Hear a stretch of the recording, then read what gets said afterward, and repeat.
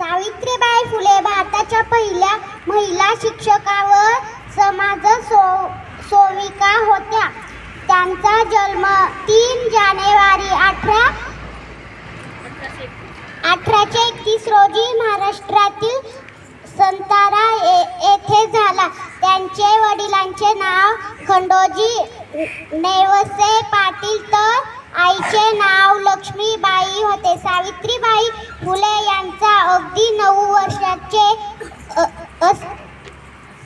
असताना त्यांचा विवाह महात्मा ज्योतिबा फुले यांच्याशी झाले. महात्मा ज्योतिबा फुले हे एक महान समाजसुधारक, लेखक आणि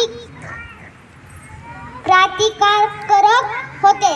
सावित्रीबाई फुले हे एक महान समाजसुधारक, लेखक आणि क्रांतिकारक होते. सावित्रीबाई फुले यांना भारताची पहिली महिला शिक्षक म्हणून ओळखले जाते.